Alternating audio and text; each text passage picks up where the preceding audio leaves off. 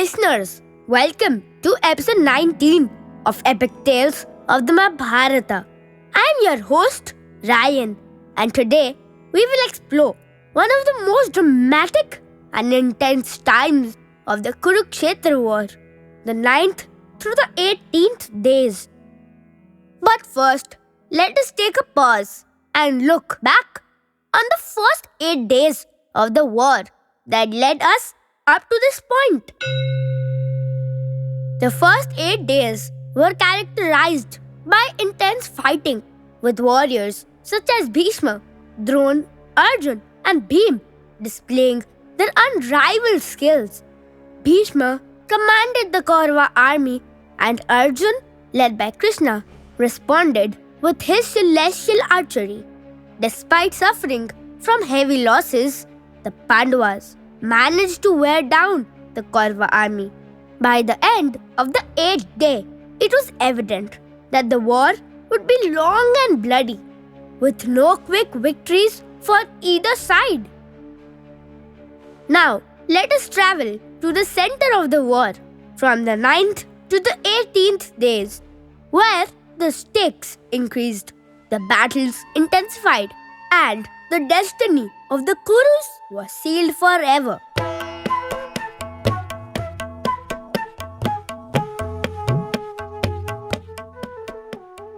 Day 9. The war had already seen 8 days of bloodshed. But on the 9th day, the Pandavas faced their greatest challenge yet, Bhisma, who seemed invincible. Abiding by his oath to protect Hastinapur, Bhisma unleashed his full might on the battlefield. The Pandavas' army was in disarray, and even Arjun, the great warrior, hesitated to confront his beloved grandfather. Krishna became angry with Arjun's hesitation. In a flash of divine insight, Krishna raised the Sudarshan Chakra, prepared to kill Bhisma himself. But Arjun, remembering his duty, restrained Krishna, promising to fight with determination. Meanwhile, Ghatotkacha, the son of Bhim, played a pivotal role in slaying the Rakshas Alambush, aiding the Pandavas in their struggle. Day 10 was a turning point in the war.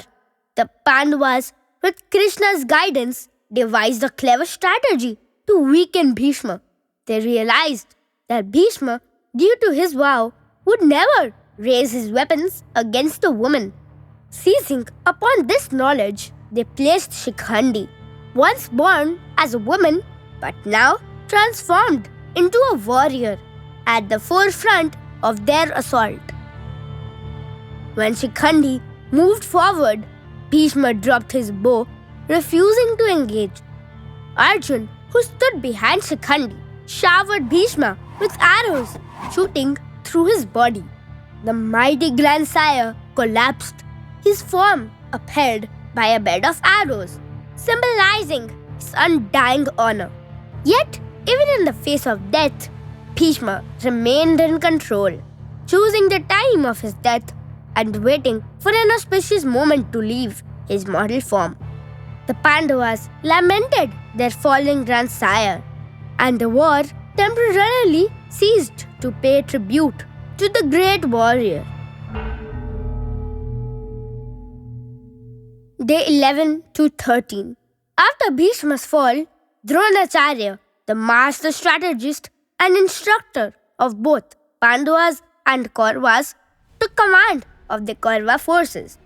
Drona was a powerful opponent, and his only objective was to capture Yudhishthira alive, as he had vowed to Duryodhan.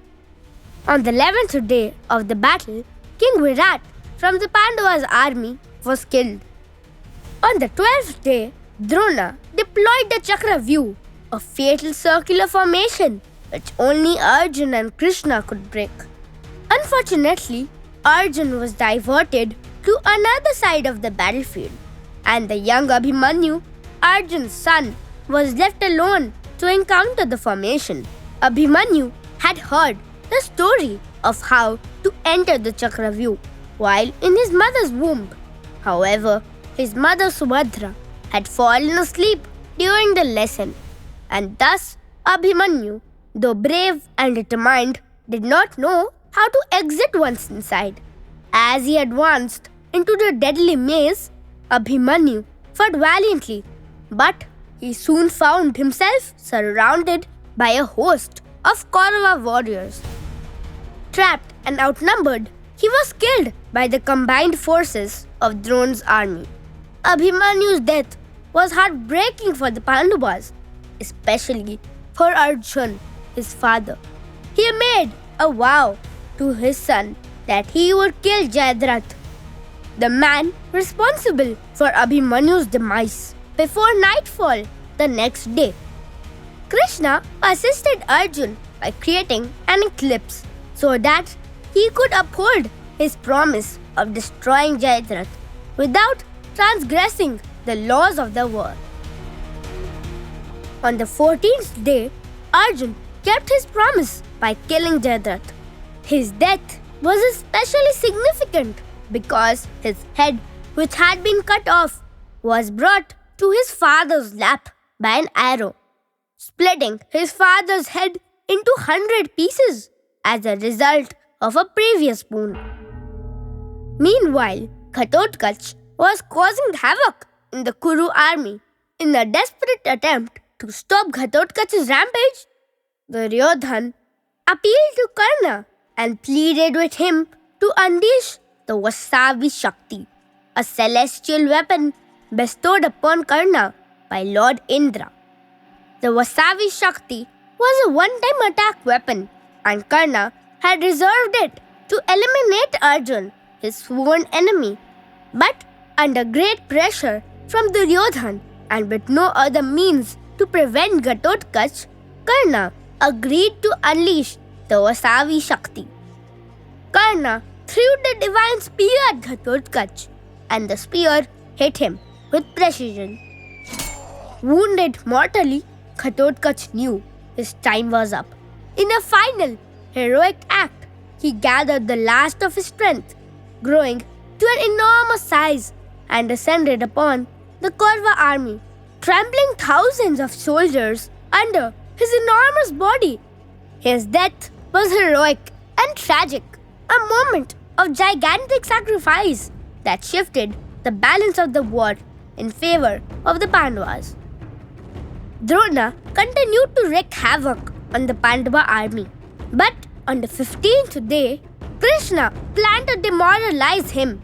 Bhim slaughtered an elephant called Ashwathama and cried out loudly, "Ashwathama is dead!" The confusion arose because Drona's son too was named Ashwathama. Drona, overwhelmed with concern for his son, asked Yudhishthir, known for his unwavering truthfulness, to confirm the news. At Krishna's suggestion, Yudhishthir said softly, "Ashwathama is dead." The elephant. Misunderstanding the statement as referring to his son, Drona was struck with grief. He dropped his weapons even before Drishtadyumna could attack. Drona's spirit had already left his body as the weight of his grief and despair had consumed him. On the 16th day, Bhim took his revenge for Draupadi's humiliation and fulfilled his solemn vow, engaging in a fierce and courageous battle with Dushashan. He ripped apart Dushashan's arms and chest with his bare hands and brought the blood to Draupadi, keeping his promise to her in a powerful yet dignified way. Draupadi had vowed to tie her hair only after washing it with Dushashan's blood, and in that moment her vow was fulfilled, bringing her a sense of justice and closure. On the 17th day of the war, Karna's much-awaited duel with Arjun was a battle of giants, but destiny had other plans. Amid the fierce battle, Karna invoked the mighty Brahmastra, a weapon of immense power. However, the Brahmastra could not be unleashed due to a curse he had previously received in life. The curse had rendered him unable to use the weapon when he needed it the most. Karna's chariot wheel got stuck as the duel continued, leaving him vulnerable. Despite the rules of the war, Arjun, guided by Krishna, seized the moment of weakness and struck Karna down, fulfilling his vow to avenge the death of his son Abhimanyu. Duryodhan was utterly shattered by the death of his most loyal and trusted friend, Karna. Karna's fall sealed the fate of the Kauravas, leaving no hope for their victory. The final day. The 18th day marked the end of the war. With the fall of Karna, Drona, and Bhisma, the Kauravas were left with a very few fighters.